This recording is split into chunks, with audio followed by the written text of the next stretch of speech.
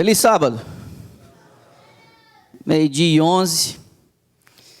Você sabe que a igreja tem algumas responsabilidades gerenciais, administrativas, e hoje tivemos um dia cheio aqui, né? Nem sempre nós temos o que tivemos hoje, mas hoje foi leitura de ata extensa, explicações, relatório financeiro. Essa é a demanda.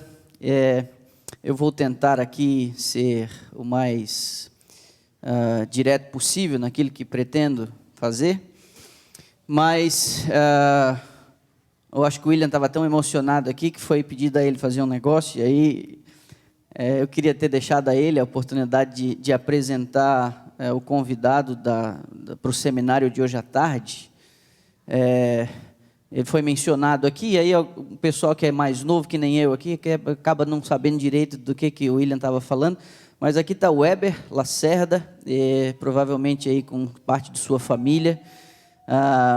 Ele é o convidado especial para o programa da tarde. Nós vamos ter um seminário de finanças, e não somente um seminário de finanças para orientar a gente a administrar os nossos recursos, mas também orientações que vão nos ajudar a nos preparar para um futuro, para uma aposentadoria ou, quem sabe, alguma necessidade especial que possamos vir a ter no futuro.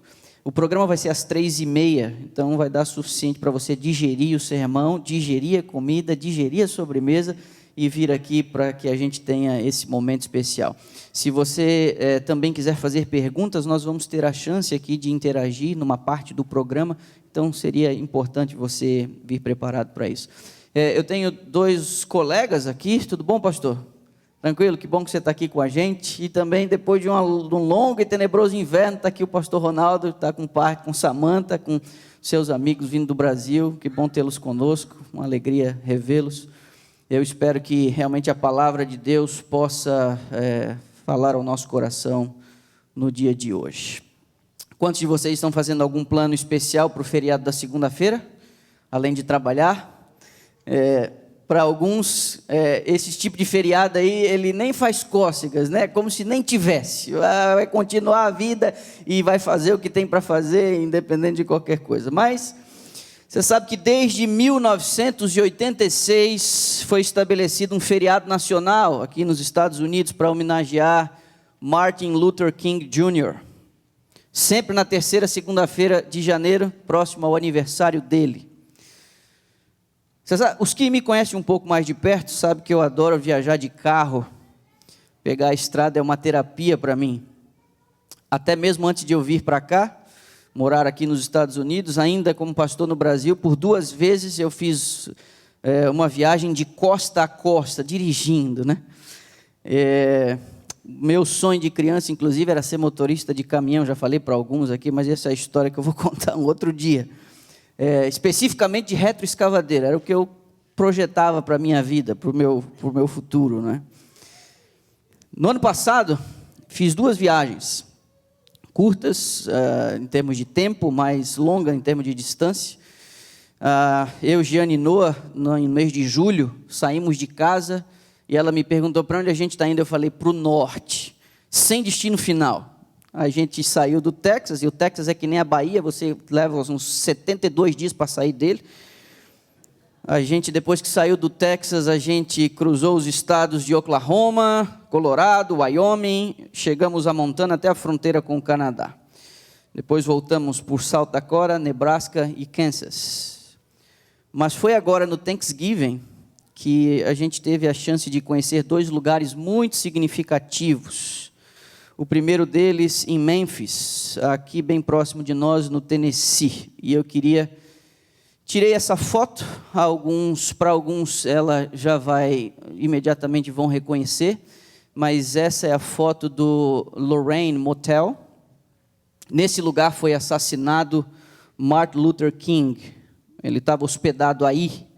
Eles mantêm a fachada do hotel do mesmo jeito, desde a década de 60. Na véspera de sua morte, ele fez um discurso impressionante, mesmo sob o forte resfriado e com uma febre horrorosa. Mas quem sabe e aqui tem uma foto do quarto, eles mantêm alguns itens, logicamente, né, fizeram aqui umas adaptações, mas eles mantêm o quarto do mesmo jeito desde aquele momento. Virou um museu dedicado à luta dos direitos humanos aqui nos Estados Unidos. Como eu disse, ele fez um discurso na véspera de sua morte muito bonito. Quem sabe seja tema aqui de um outro momento. Ele falava: eu vejo você no alto da montanha. Mas é possível que o discurso mais famoso ele tenha feito, tenha sido aqui. A 28 de agosto de 1963, no Memorial Lincoln, em frente do Espelho d'Água, com um público estimado em aproximadamente 150 mil pessoas. Eu estive ali no mês de novembro e pude conversar ali com minha família e refletir um pouquinho com meu filho. É um privilégio a gente poder ir em loco nos lugares. Aqui a foto não é muito boa, mas nessa parte que está em primeiro plano da foto, é exatamente o lugar onde ele fez o que é considerado por muitos o seu discurso mais famoso, I Have a Dream. Eu queria que você checasse por si mesmo algumas das palavras que ele utilizou nesse discurso memorável. Ele começou mais ou menos assim: I'm happy to join with you today in what I will go down in history as the greatest demonstration of freedom in the history of our nation. Ele falou por aproximadamente uns 30 minutos. Eu tive o cuidado de tirar e subtrair 2 trechos desse discurso. Alguns de vocês é possível que conheçam. So even though we face the difficulties of today and tomorrow, I still have a dream. It is a dream deeply rooted in the American dream.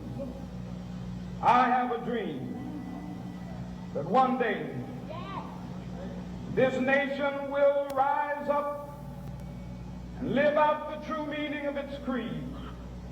We hold these truths to be self-evident, that all men are created equal.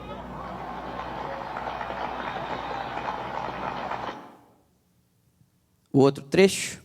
A dream that one day every valley shall be exalted, and every hill and mountain shall be made low, the rough places will be made plain, and the crooked places will be made straight, and the glory of the Lord shall be revealed, and all flesh shall see it together. This is our hope. This is a faith that I go back to the South with. With this faith, we will be able to hew out of the mountain of despair a stone of hope. With this faith, we will be able to transform the jangling discords of our nation into a beautiful symphony of brotherhood.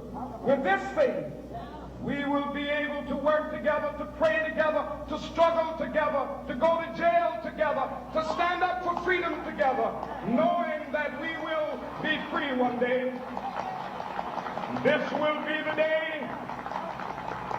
This will be the day when all of God's children will be able to sing with new meaning, my country tears of thee. Sweet land of liberty of thee I sing. Land where my fathers died, land of the pilgrim's pride. From every mountainside, let freedom ring, and if America is to be a great nation, this must become true. And so let freedom ring. Você vê que fala com um ímpeto, uma veemência, um vigor, uma energia que inspiram a gente de um jeito realmente incrível, né? Eu e você sabemos que não se trata de um santo aqui, não é? Existe uma série de ponderações em relação à sua conduta moral. A questão está naquilo que Martin Luther King Jr. acreditava, aquilo que o movia, né? Grandes personagens da história foram impulsionados por sonhos. Às vezes, essas pessoas anteviam uma condição tão diferente da realidade que os fazia parecer como tolos. Com Jesus, parece não ter sido diferente. Ele chegou a expressar alguns dos seus desejos e também não deixou dúvida de quão disposto ele estava para realizá-los. Eu queria chamar a sua atenção para um destes sonhos. Está registrado no Evangelho de João, capítulo 6, e o verso 39. Vou pedir gentileza de você abrir a sua Bíblia nesse texto.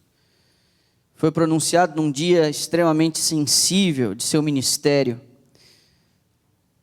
Um dia em que houve uma debandada muito grande por parte dos seus discípulos, a ponto de ele chegar para os mais íntimos e dizer: vocês também vão me abandonar? Nesse dia, ele disse o seguinte, João capítulo 6 e o verso 39, aqui a gente vê expresso um sonho. E a vontade de quem me enviou é esta, que nenhum eu perca de todos os que me deu. Seria uma insanidade da minha parte, como pastor dessa igreja, desejar que nenhum de vocês se perdesse? Nenhum, sem absolutamente nenhuma exceção? Como é que você se sentiria se o seu pastor desse de ombros, conformado com o fato de, estatisticamente, alguns aqui se perderem? Não. De jeito nenhum. Ninguém faltando, nenhum se perdendo. Você pode lembrar, inclusive, a proposta de Faraó para Moisés, no meio das pragas: vão adorar no deserto, mas vá só com os homens, você deixa as mulheres e deixa as crianças. Ao que Moisés respondeu, Êxodo capítulo 10, verso 9, não, nós vamos com todos, ninguém para trás. Ainda que a última palavra seja sua, em relação à sua própria salvação, eu não posso me conformar com essa triste tendência da estatística, de que sim, de fato, alguns vão se perder. E aí ontem eu pensei, não, eu dei o título do sermão errado, não é I have a dream, é He has a dream. Ele tem um sonho, e o sonho de Deus é que nenhum de vocês se perca. Mas esse não era o único sonho que Jesus nutriu em seu coração, e nem um único sonho que ele expressou. Se você for poucas páginas à frente, no capítulo 17, ele expressa aqui uma outra vontade. É mais que uma vontade, é mais do que um desejo. É um sonho que o movia, a ponto de ele, horas antes de ser morto, expressa em suas orações regadas a sangue, no jardim do Getsêmani, essa oração sacerdotal incrível. No verso 21, quase no clímax de sua oração, ele diz assim: a fim de que todos sejam um. Esse foi um outro sonho do Senhor Jesus Cristo. Se eu já disse que o primeiro sonho era que nenhum de nós nos perdêssemos, ele também tinha um sonho de que sua igreja fosse unida como um só corpo. E eu, como servo de sua vontade, como ministro do evangelho, eu poderia me contentar com menos do que isso? Você acha que eu tenho coragem de aceitar o conceito comum de cada um por si e Deus por todos? Cada um puxando para um lado, cada um defendendo seu próprio interesse, cada um do seu próprio modo, ignorando o todo? Não, de jeito nenhum também. A gente tem que promover a unidade, a gente tem que falar sobre ela, a gente tem que orar por ela. A gente precisa de movimentos coordenados aqui como igreja, para que o Espírito Santo nos dê aquilo que Ele mesmo se propõe a nos dar. E o meu papel é dar a mensagem e dar o exemplo. É o meu papel organizar o trabalho, e é meu dever orar e zelar por cada alma que foi confiada nas minhas mãos, porque um dia terei que dar conta dela. Que resposta que a gente vai dar a Deus agora, sabendo que Ele tem esse sonho, que nenhum se perca e que a gente seja um? Você sabe que em 3 semanas nós vamos começar um movimento aqui aos domingos. A gente quer, com essa iniciativa, despertar o apetite da igreja pela palavra de Deus. Para os que já aceitaram o evangelho, esse serviço do domingo vai ser para fortalecer a fé e a caminhada cristã. Para aqueles que estão dando ainda os primeiros passos no evangelho, é a chance de conhecerem a vontade do Senhor para as suas vidas. Novas mensagens, novas músicas, novas experiências, é isso que eu tenho dito. E eu queria chamar o Paulo aqui à frente agora nesse momento. Porque o Paulo vai explicar para a gente como é que, de certa forma, você pode se envolver nesse processo. Entenda, existe por trás das iniciativas de Deus no plano da salvação, e existe por trás das iniciativas dessa igreja local, ao propor à igreja uma série de questões. Existem 2 sonhos que nos movem aqui. O primeiro deles é que ninguém se perca. Tudo aqui, de certa forma, visa a salvação. Tudo aqui, de certa forma, visa o seu futuro e a sua eternidade. E a outra coisa, os nossos movimentos precisam ser coordenados, alinhados, ajustados, para que a gente seja um corpo, para que a gente seja um só, para que a gente vá como um exército, para que não haja distribuição de força, cada um indo para um lado. Então as coisas precisam ser coordenadas. As coisas precisam ser coordenadas. E eu, num ato de fé, Sendo que ele foi indicado na semana passada para assumir um departamento, eu falei, Paulo, você esteja preparado, porque se a Assembleia validar a indicação da comissão, você já vai tomar aqui a primeira iniciativa, em posse do cargo. E é isso que ele veio fazer aqui. Há algo que nós podemos, como um corpo, fazer para promover não só a unidade, mas a salvação. Nos explique, Paulo, por gentileza.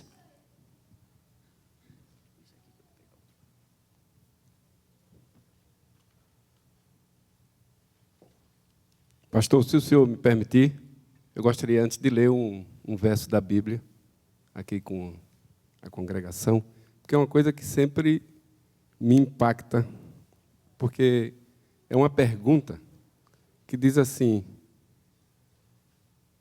todo aquele que invocar o nome do Senhor será salvo. Antes é uma afirmativa. Aí depois vem: como, porém, invocarão aquele em que não creram? E como crerão naquele em quem nada ouviram?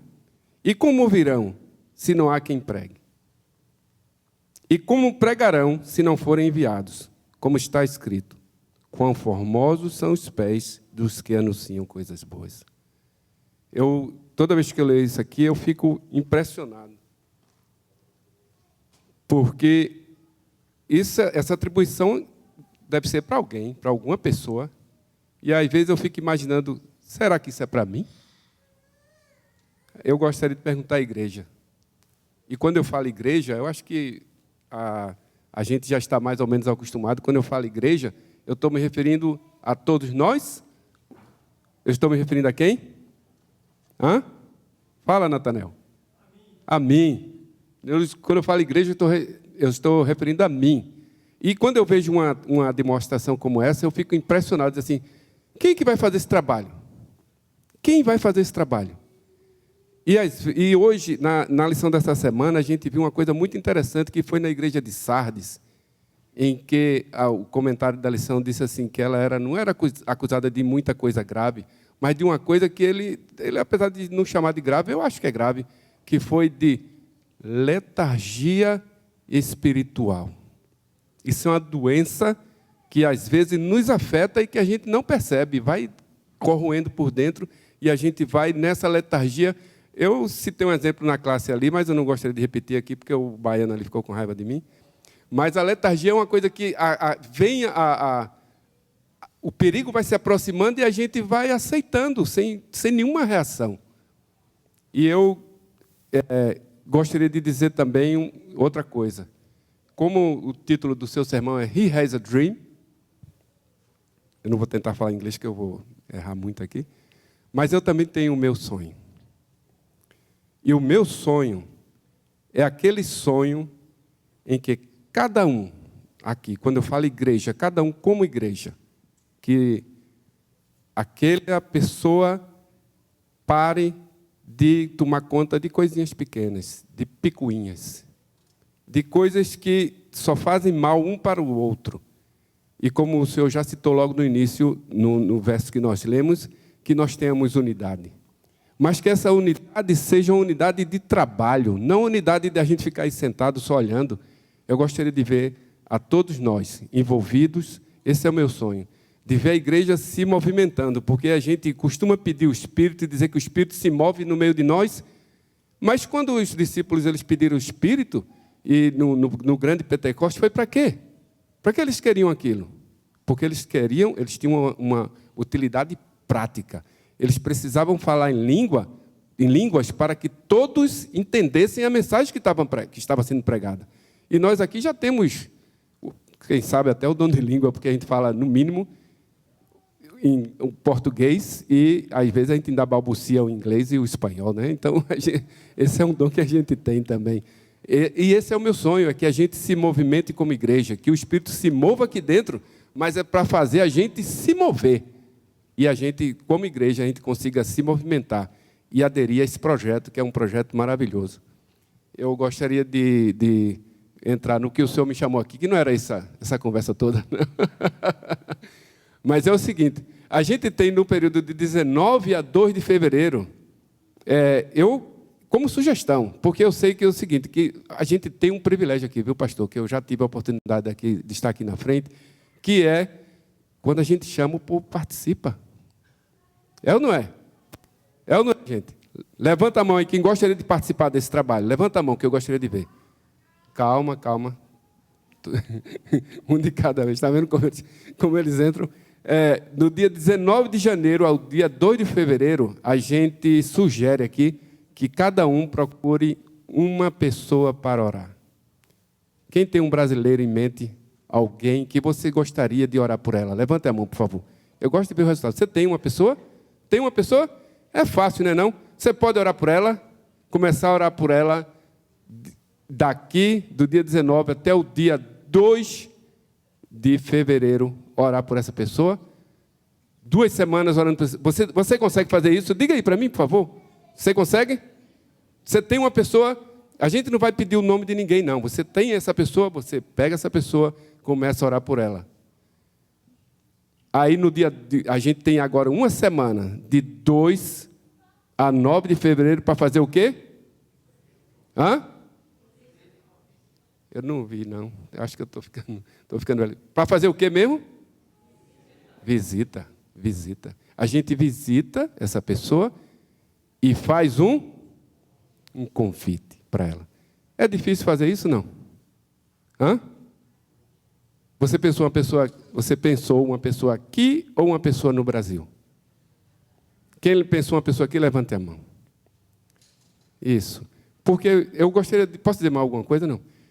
É o seguinte, a gente não faz evangelismo de uma forma assim, por acaso aconteceu. Não. Porque é o seguinte, eu vou fazer uma pergunta aqui, não vou chatear ninguém, mas é o seguinte, quando a gente foi namorar, quando a gente foi paquerar, a gente fez por acaso ou a gente fez intencionalmente?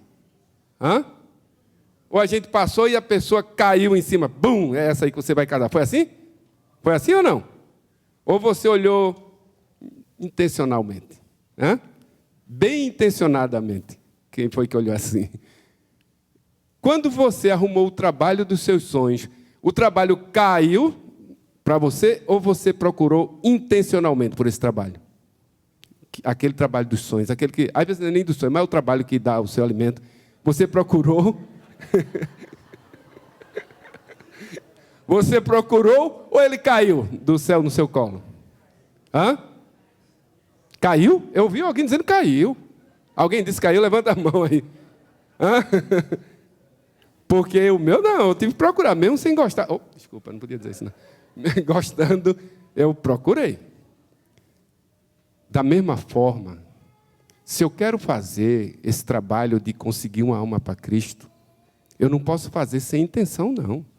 Eu tenho que começar intencionalmente, eu tenho que procurar, eu tenho que orar, eu tenho que trabalhar, eu tenho que convidar e eu tenho que fazer mais alguma coisa. Eu tenho que, no dia 9 e 10 de fevereiro, 2 dias, eu tenho que reforçar o meu convite. Porque, às vezes, olha, a gente tem essa mania de dizer assim, você vai comigo? Aí a pessoa diz assim, eu vou. Sabe o que quer dizer esse eu vou? Eu não vou. Eu não vou. Aí, mas quando a gente vai para a segunda etapa, a gente anda a segunda milha, a gente vai lá e pergunta à pessoa, você vai comigo? Aí complicou, principalmente para o brasileiro. Depois que ele assume o compromisso e você reforça o compromisso, aí fica mais difícil dele dizer, rapaz, naquele dia eu estava ruim, eu estava assim, eu estava assado. Fica um pouquinho mais difícil. Então, nós vamos no dia 9 e 10, nós vamos fazer o reforço. E, por fim, começa as nossas semanas de oração. Porque é o seguinte, não adianta eu fazer tudo isso se no dia em que a pessoa vier, eu moro, por exemplo, lá em Frisco, são 30 e poucas milhas para cá, a pessoa vai ter uma desculpa para dizer para mim, mas aonde é? Irving. Irving é muito longe. Aí você diz assim, Irving é muito longe? Eu te levo lá. E aí?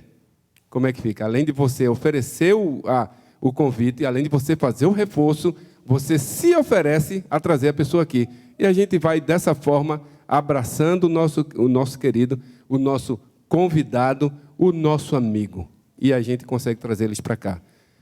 Durante o programa, como é que eu vou ajudar? Eu vou ajudar comparecendo ao programa, porque faz parte do sonho. É que todo mundo esteja aqui, cada um de vocês, eu incluído no meio, aqui com o visitante. Essa é uma parte do sonho. E eu espero que o meu sonho não seja só um sonho meu, seja um sonho meu e um sonho seu. Eu gostaria que cada um de nós saísse dessa zona de conforto que a gente está.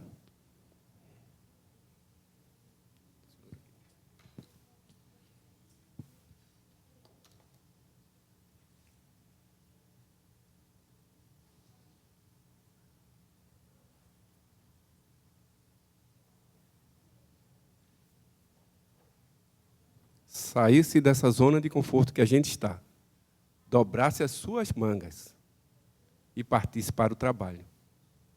Porque só desse jeito, não tem outra forma, só desse jeito, na hora em que você, quando eu falo você, eu estou falando com você mesmo, se levantar e fizer a sua parte. Tá certo? Eu tenho, acho que é isso, né, pastor? Eu tenho aqui uns panfletozinhos com essa instrução que foi dada aí, que eu gostaria de dar a cada um de vocês. Mas tem um detalhe, eu não vou pedir aos diáconos, não. Eu vou ficar ali na frente com esses papéis na saída, para que cada um passe por lá, por mim, e pegue um. Obrigado, Paulo.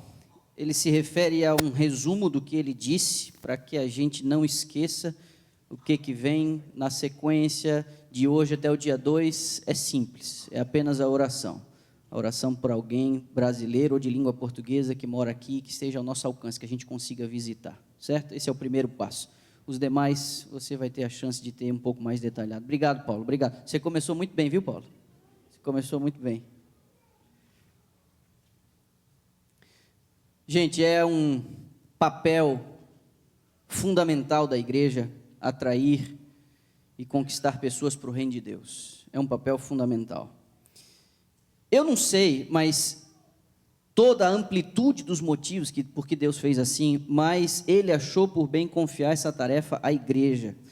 Essa tarefa não foi dada aos anjos, essa tarefa não foi confiada a seres perfeitos. Antes, como alguém chegou a dizer e explicar o que é o compartilhamento do Evangelho, é como um mendigo oferecer o último pedaço de pão a um outro mendigo faminto. Perdidos em favor de outros perdidos. Só que nós, de alguma forma, percebemos esse tipo de chamada que o Paulo fez aqui, como quase que um favor que a gente faz à igreja, ou um favor que a gente faz a Deus. E essa noção, ela precisa estar invertida, porque você precisamos entender que Deus não precisa de favores, Deus não depende dos nossos esforços medonhos, com as nossas energias limitadas. Deus não depende desse tipo de coisa. Quando ele disse assim, não, eu quero que a igreja faça esse trabalho, é porque isso seria um privilégio à igreja, isso ajudaria a igreja, isso serviria como uma proteção à igreja. Esse não é um favor que Deus está pedindo. Isso ficou claro quando Jesus, por exemplo, disse assim, não, se eu quiser, até a pedra fala. Como um dia, para falar com um profeta, ele usou uma mula. Eu acho que a gente consegue mais do que ela.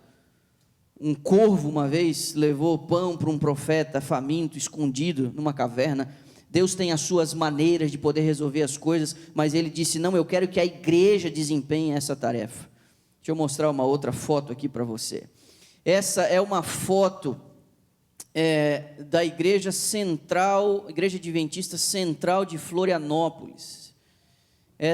Eu tenho a impressão que essa foto é do início da década de 90. Pois bem, foi numa tarde, próximo a essa foto foi batida da esquina, onde há uma praça, chamada Praça dos Bombeiros. Existe um batalhão do Corpo de Bombeiros em frente a essa praça.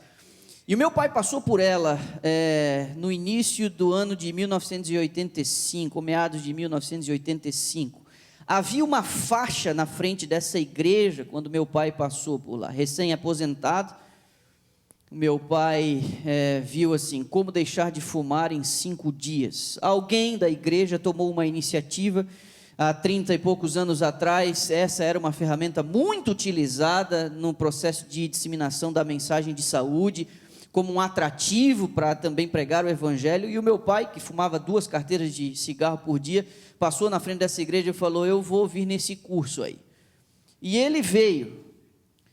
Havia um médico que ministrava esse curso, o Dr. Lumar, e ele tinha, eu acho que 2 assistentes, e mais uma pessoa que ficava à entrada para recepcionar as pessoas. A questão é que esse curso de 1985, eu não sei se foi por uma questão de divulgação ou de interesse mesmo, ele foi um curso fracassado, porque me apareceram ali apenas 2 pessoas. Você abre a igreja, você mobiliza o povo, você abre as instalações, você chama um especialista, você convoca umas pessoas para trabalhar, e olha só, deu 2 pessoas no curso, uma delas o meu pai. Quando ele voltou à noite, porque na faixa dizia o horário, à entrada da igreja havia uma senhora que estava responsável pela recepção. Aquela senhora, quando vê o meu pai entrando e subindo aquelas escadas ali, ela dá um abraço no meu pai. Na época ele estava com 43 anos, eu imagino. Nesse momento do abraço, sem ele ter ouvido uma única palavra, sem ele ter terminado nem iniciado o curso, naquele momento do abraço, Deus tocou ele. Por alguma razão, o meu pai não se importou com o fato da igreja estar vazia. O meu pai não se importou pelo fato de só dos 2 que começaram o curso, só ele terminou. Naquele dia do abraço, ele assistiu o programa, recebeu o desafio, as primeiras instruções, aceitou o desafio de não fumar mais, porque você sabe, né, tem todo aquele processo dos 5 dias. E aí meu pai saiu dessa igreja e desceu a rua Álvaro de Carvalho, e entrou nessa igreja aí. É uma foto da fachada, a foto da esquerda é a foto da fachada, e a foto da direita é a foto do altar. Essa é a catedral da Praça 15 de Novembro, lá em Florianópolis, que fica aproximadamente 1 quilômetro, 1,5 quilômetros da outra igreja. Nessa primeira noite, o meu pai saiu do curso, foi até essa igreja, entrou, porque essa igreja, eu não sei hoje, mas à época eles nutriam o hábito de a igreja ficar aberta o tempo inteiro para as pessoas que quisessem entrar ali para acender as suas velas e fazer as suas orações. O meu pai entrou nessa igreja, foi diante do altar. O meu pai, que foi coroinha, que foi professor de catequese, que era da congregação mariana, meu pai foi diante do altar e se despediu. Ele se despediu. 43 anos, décadas de busca e procura, e no abraço daquela senhora, ele ouviu a voz do Senhor falando à sua consciência: a sua busca acabou, sem ter recebido um único estudo. Mas o abraço foi o que desmontou o meu velho pai naquele dia. Meus irmãos, nós temos 2 programas hoje à tarde. O primeiro é às 3h30, com o Heber, já falei. O outro é um pouquinho antes. A gente não sabe bem a hora ainda. Pode ser que a gente consiga começar às 2h30, pode ser que a gente tenha que começar às 3h. Mas é o seguinte, me perdoem, pessoal da transmissão, mas eu não vou usar o microfone, porque não quero registrar o que vou dizer aqui agora.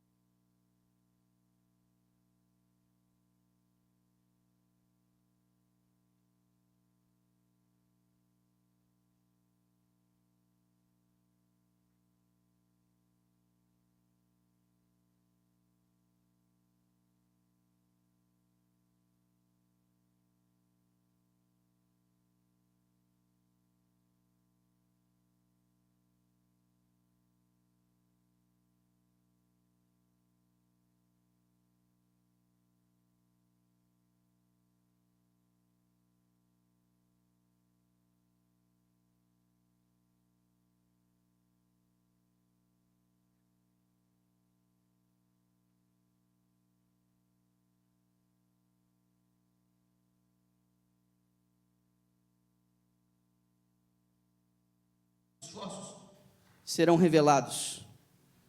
Como nesse caso aqui. O nome desse homem, Nicholas Winton. Se é verdade aquela frase de que quando você salva uma vida, você salva o mundo inteiro, o que você diria de um homem que salvou, às vésperas da Segunda Guerra Mundial, 669 vidas? Repare.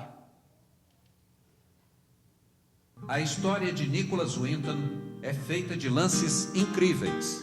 Discreto, ele jamais quis ser visto como herói. Preferiu guardar em segredo o bem que fez. Não disse nem à mulher que tinha salvado a vida de tantas crianças.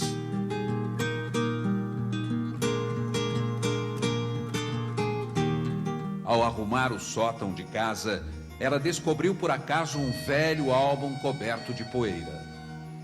Lá estavam fotos de crianças, cartas, telegramas e uma lista com nomes e datas. Quando procurou saber, a mulher de Winton descobriu que aquelas eram crianças que tinham sido salvas por ele. O que teria acontecido com elas? O que este herói silencioso terá feito? Quando tinha apenas 29 anos, Winton viajou para a Tchecoslováquia em companhia de um amigo nas férias de fim de ano. Lá ficou impressionado com o clima de medo. A Tchecoslováquia já estava sob o domínio da Alemanha nazista. Winton teve uma ideia: tentar mandar para fora da Tchecoslováquia crianças de famílias perseguidas. Começou a escrever por conta própria para vários países pedindo ajuda. Organizou uma primeira lista de nomes. Somente a Inglaterra e a Suécia aceitaram receber aquelas crianças. Winton organizou a viagem.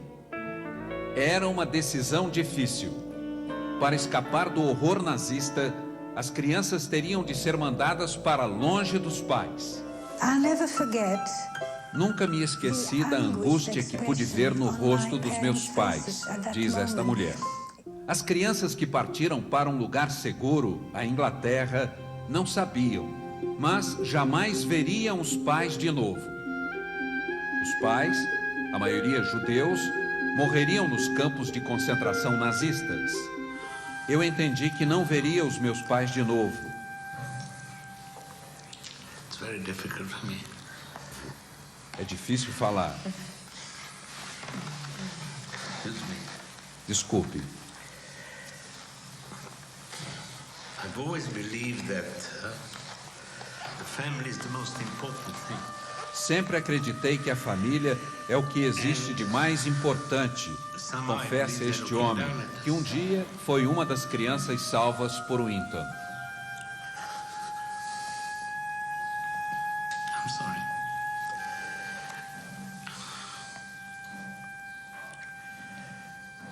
And I'll have a letter. Guardo a carta que meus pais me mandaram dias antes de serem enviados para um campo.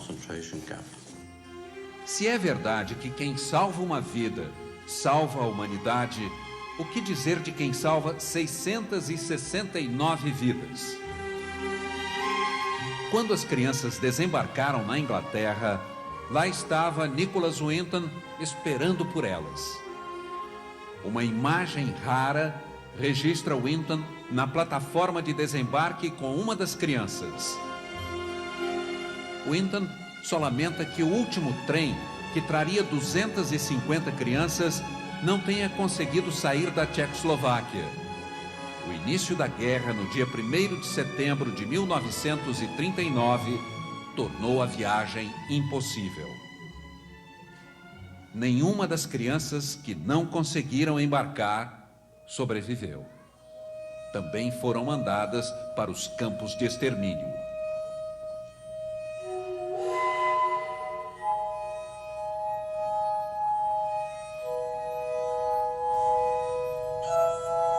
Winton se alistou na Força Aérea. As crianças que tiveram tempo de embarcar para a Inglaterra na caravana organizada por Winton foram encaminhadas para casas de família e abrigos. Winton nunca falou sobre o que tinha feito. Espalhadas por vários países, as crianças cresceram sem ter notícias do benfeitor. O bem que Winton fez rendeu frutos.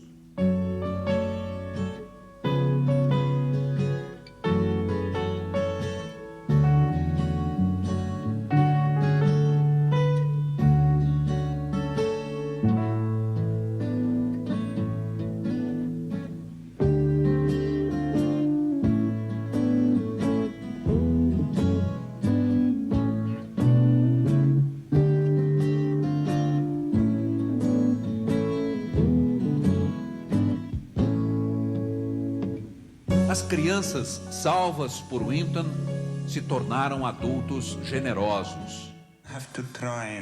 Para expressar a gratidão pelo que aconteceu comigo, tento ajudar os outros.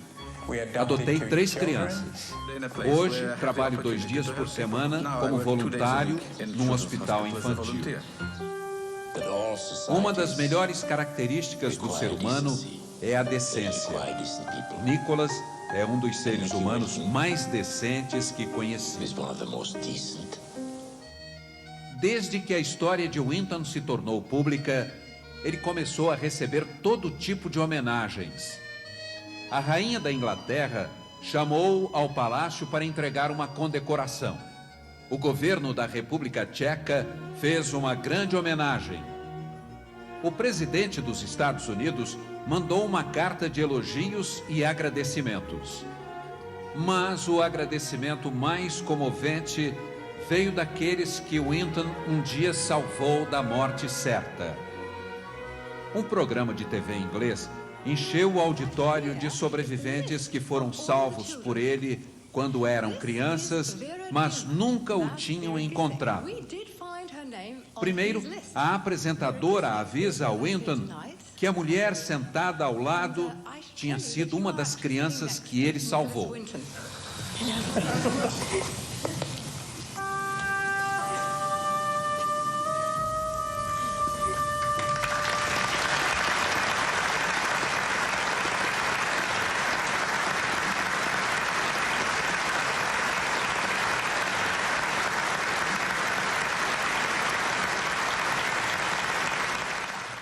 A apresentadora pede: quem na plateia teve a vida salva por Nicholas Winton, fique de pé, por favor.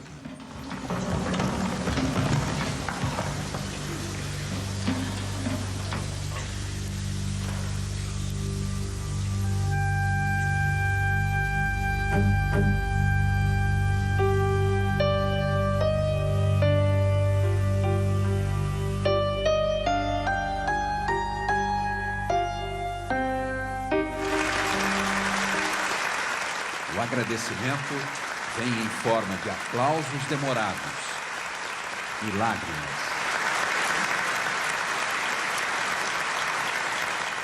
Tanto tempo depois, só havia uma palavra a dizer a ele: obrigado.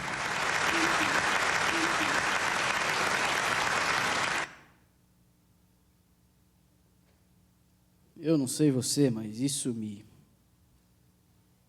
toca de uma maneira muito forte. Deus tem um sonho, meu irmão, que nenhum de vocês se perca e que a gente seja um. Mas é irônico, porque quando ele esteve aqui para salvar, ele foi acusado de fazer seu trabalho. É assim mesmo. Quando alguém resolve sair do convencional, o que não falta serão críticas para tentar desmotivar. Se você for à Bíblia, você não vai ter dificuldade para encontrar exemplos. Você lembra quando Davi, por exemplo, foi ao campo de batalha e perguntou quem é aquele grandalhão falando daquela montoeira de baboseira? O irmão mais velho criticou ele. Se você experimentar fazer alguma coisa, você vai sentir o veneno da crítica. Se você decidir viver piedosamente, você vai ver o que é perseguição. Deus tem um sonho. Deus tem um sonho. Quando ele chegou naquela árvore, na entrada de Jericó, olhou para cima e falou: Zaqueu, desce daí, Zaqueu. Desce depressa, Zaqueu. Você não vê Jesus utilizar essa expressão, você não vê a Bíblia usar essa expressão com frequência. Desce depressa, faz uma coisa rápida, não deixa para amanhã, não enrola, não é a prestação, não é para depois da casa própria, não é depois de você se formar, não é depois de casar, desce depressa. O que Cristo está tentando dizer é o seguinte, no que diz respeito a eu fazer parte da sua vida, você tem que tomar sua decisão já e agora. E foi Zaqueu descer, a bagunça começou ali ao pé da árvore, as pessoas dizendo, que absurdo, como é que ele vai para a casa de um homem como esse? Como é que ele vai comer com um pecador como esse? Foi quando Jesus soltou aquela pérola. É o terceiro sonho que eu queria expressar para você aqui. Lucas 19:10, o Filho do Homem veio buscar e salvar o perdido. Esse é o sonho de Deus. Que nenhum de nós nos percamos e que possamos marchar como um corpo, unidos para aquele ideal nos proposto pelo próprio Senhor.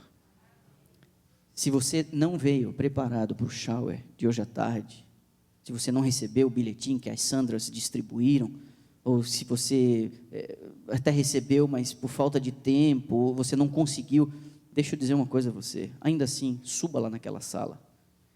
O que a gente vai ter naquela sala, os salgadinhos ou a sobremesa que a gente vai comer ali, aquilo ali não vale de nada, aquilo ali não serve para nada. O importante é que essas duas pessoas possam ouvir de mim e de você, nesse gesto, de que nós estamos aqui para ajudar no que eles precisarem. Vai lá e fala no pé do ouvido, eu sou o fulano de tal, toma aqui meu telefone, se você precisar de alguma coisa, ligue para mim. Eu sou bom em tal coisa, eu sou bom nisso aqui, ó. Se você acha que vai precisar aprender isso, você pode falar comigo.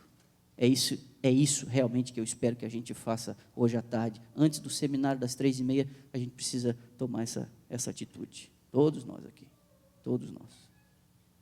Que Deus nos abençoe.